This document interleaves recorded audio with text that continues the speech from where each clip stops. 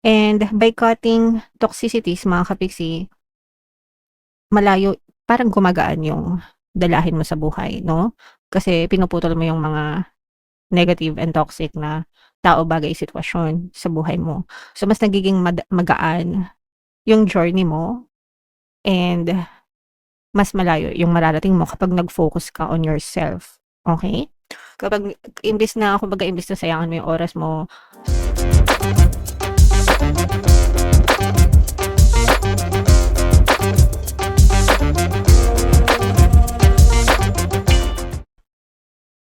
Hello guys, hello Capricorn, welcome back to Pinoy Pixie Tarot. Timeless reading tayo for tonight mga kapiksi. Ang pamagat ng episode natin is anong ganap sa buhay mo. Capricorn, okay? So unahin natin tong deck na to. Pag sinabing timeless reading guys, anytime na mapanood nyo yung video, pwede siyang mag-resonate sa inyo. If in case hindi siya nag-resonate ngayon, pwede nyong panoorin next time mga kapiksi. Kasi next time, pwede na siya mag-resonate sa inyo. So, unahin natin tong mga angel messages para sa inyo. Ito guys, ibig sabihin nito, ito'y kapayapaan, mga kapiksi, no? You're finding peace, serenity, quietness, stillness, no?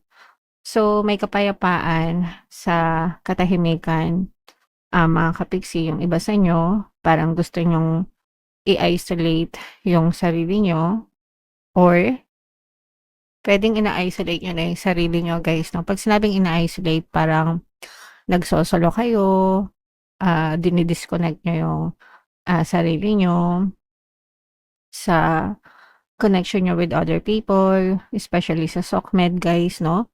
Nakakatulong kahit papano. Paminsan-minsan yung SOCMED na detox na tinatawag. Kasi sa panahon ngayon, lahat ng tao glued sa cellphone nila. Social media, scrolling. Gusto palaging updated, gusto palaging alam yung latest na chika, no? And sometimes it's toxifying, no? Nakaka-toxic siya paminsan-minsan, especially kung yung mga feed na nababasa nyo is more on negative guys, okay? So, to protect your peace mga kapiksi, sometimes okay lang na mag-isa, okay lang na mag-disconnect and just connect with your own self and protect your inner peace mga kapiksi, okay? Alright.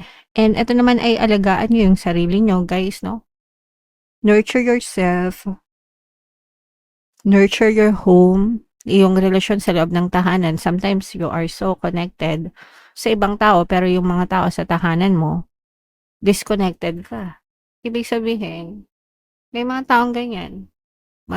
Maganda yung relasyon nila sa mga friends nila, kasamahan nila sa trabaho, pero pagdating ng bahay, deadma sa mga kasama sa bahay, 'di ba? I mean, it's your own family. Dugo mo, 'di ba? Kadugo mo, parehas kayong dugo na nananalaytay. The least that you can do is to nurture them. Guys, no? If importante sa yung ibang tao, dapat mas lalong importante sa yung family mo. Okay? Alright. So, yun yung mga angel messages para sa inyo. So, shuffle natin to guys. Tingnan natin yung energy nyo habang sinashuffle ko to. Panoorin nyo muna yung video natin regarding sa ating paano mag-manifest ng abundance video course. Kapiksi, sawa ka na ba sa mga struggles at hirap sa buhay mo? Masipag ka ba at masikap sa buhay ngunit hindi ka pa rin umaasenso? Ilang beses ka na bang nag-attempt magnegosyo at mag-invest pero palagi ka pa rin nalulugi? Sa pagkakataon na ito ay maaaring may subconscious beliefs ka na nagiging balakid sa iyong pag-unlad at pagyaman. Introducing, paano mag-manifest ng abundance video course. Dito ay matututunan mong ma-overcome ang mga balakid mo para tuluyan ka ng umunlad, umasenso, sumagana, maging matagumpay, successful at maswerte sa iyong kabuhayan, pera, trabaho, negosyo, salapi at kaperahan ng bonggang-bongga. Dali, mag-send na ng email sa pinoypixitaro@gmail.com at simulan na ang iyong pagyaman ngayon. Alright, so sa lahat ng gusto mag-avail ng course guys, meron tayong paano mag-manifest ng abundance video course, paano mawala ang third party at magkaroon ng harmonious na relationship, paano pabalikin si ex or vice breakups. Mga interesado guys, mag-send lang kayo ng email sa pinoypixitaro@gmail.com. And sa mga naghahanap ng pampaswerte guys, ito money shaker jar, super effective na pampaswerte mga kapixi, at saka ito mga bracelets. So sa mga interesado guys, ito yung ating WhatsApp number. Chat nyo lang ako dyan guys. So latag natin to. Huwag na kayong magpahuli guys sa money shaker jar kasi sobrang dami na yung sumasuccess dyan. Napakabisang pampaswerte guys. May sikreto kasi yan kung bakit sobrang success. So, ilatag natin yung inyong spread mga kapixi. Kung ano lang yung feeling nyo nakaresonate sa inyo guys, take that message. So, eto guys, yung iba sa inyo, marami kayong iniisip, no? Very clouded yung thoughts nyo. This is also the reason kung bakit gusto nyo mag-isa, no? Kasi masyado na yung iba sa inyo alagaga, cluttered. Alam niyo ibig sabihin ng cluttered guys, makalat, no? Makalat, masyadong maraming iniisip mga kapixi. And kapag ka ganun, cluttered yung thoughts, magulo. Kasi hindi alam kung ano yung uunahin, hindi alam kung ano yung dapat na i-prioritize sa buhay mga kapixi. And mga katulong, para sa inyo, mga katulong na may mga mangilan-ngilang tao na pwede kayong makausap, no? Kasi nga, di ba, for some of you, parang ina-isolate nyo yung sarili nyo or gusto nyo i-isolate yung sarili nyo, disconnect from other people and just focus on yourself. But there are also some people na okay lang na kausap natin on a daily basis or seasonal na gusto nating manghingi tayo ng advice or yung tipong confidant, diba? Kasi makakatulong din sa atin yung meron tayong regular na nakakausap mga kapixi, no? Parang diary mo, diba? Para na ilalabas mo yung mga emotions and feelings mo, and sometimes nakakatulong yung mga ganong klaseng conversation para makapag-isip-isip ka, para kumalma ka. Okay? Kasi there are a lot of people sa paligid mo, no? Pero yun nga, hindi lahat ng tao sa paligid mo is okay. Some of them are draining. Kaya you really tend to cut ng talagang yung iba sa inyo. Parang gusto nyo talagang putulin yung connection nyo with other people.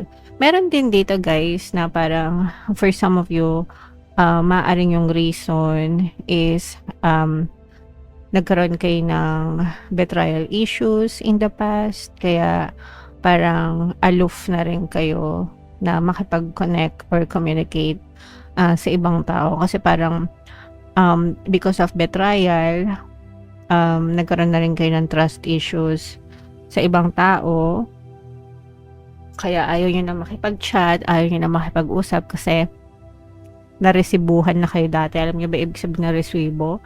Parang nagkaroon ng screenshot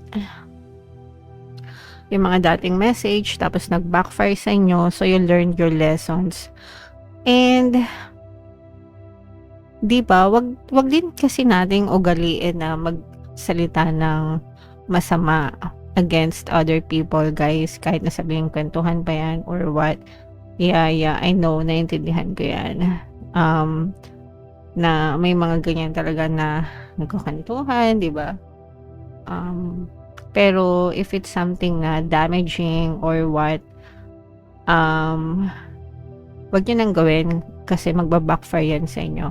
And yung iba, ganun talaga yung nangyari. Pwedeng nag-backfire sa inyo, na biktima kayo ng mga screenshot in the past, no? Kaya parang nililimit nyo na yung masyadong pakikipagkwentuhan or pakikipag-connect sa ibang tao. And if that helps you, that's okay. Siguro pili na lang kayo ng mga ilan-ilang tao or close friends talaga na pwede yung pagkatiwalaan, mga kapiksi. Okay? Kasi no man is an island. Lahat tayo, hindi tayo pwedeng mabuhay ng walang ibang tao. And by cutting toxicities, mga kapiksi, malayo, parang gumagaan yung dalahin mo sa buhay, no? Kasi pinuputol mo yung mga negative and toxic na tao, bagay, sitwasyon sa buhay mo. So, mas nagiging magaan yung journey mo and mas malayo yung mararating mo kapag nag-focus ka on yourself. Okay? Kapag imbis na sayangan mo yung oras mo sa kachichismis, kakakuda, kaka-connect with other people na wala namang masyadong importansya sa buhay mo, i-focus mo yung energy mo sa sarili mo and malayo pa yung mararating mo. So, mag-dedicate ka ng oras, ng energy mo sa mga skills mo, mag-invest ka sa sarili mo, guys, okay?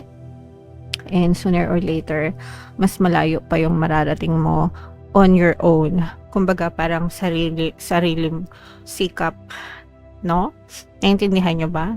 Yeah. So, ganun talaga, guys, kapag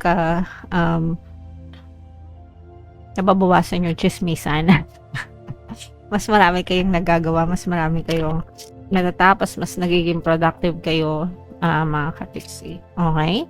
Alright, so comment down below, guys, if feeling nyo nakaresonate kayo dyan sa story na yan. And ito, guys, i-mind nyo na yung malayo pa yung mararating sa buhay, Capricorn. So, ito, guys, bunot lang tayo ng isa pang card. Ito yung love advice sa love, mga kapiksi. Open your eyes. If someone shows you who they are, believe them the first time. So, wag kayong maging close-minded, mga kapiksi, maging open-minded kayo, especially sa relationship, mga kapiksi, or sa romantic relationship. Kung ano yung nakita mong ugali nila the first time, yun na sila, walang filter. Okay? Walang filter, and kailangan makita mo, tingnan mo sila for who they are, mga kapiksi, para makaiwas ka na sa mga red flag, di ba? Para makaiwas ka na dun sa mga parang ng ugali, di ba? Maganda nga, gwapo nga, pero yung personality naman, yung pag-uugali naman, disrespectful. Makikita nyo yan, guys, the way they talk, the way, kahit sa Sokmed, mga kapiksi, kung paano sila mag-comment, kung paano sila makipag-usap, that tells more about the person, mga kapiksi. And you have to believe them the first time, kasi nga, sabi ko, walang filter. Lumalabas talaga yung mga totoong ugali nila, guys. Okay? Alright, para makaiwas na agad kayo, ma-filter nyo na agad yung mga red flag sa mga green flag, mga kapiksi. Okay? Alright, so comment down below, guys, if naka-resonate kayo.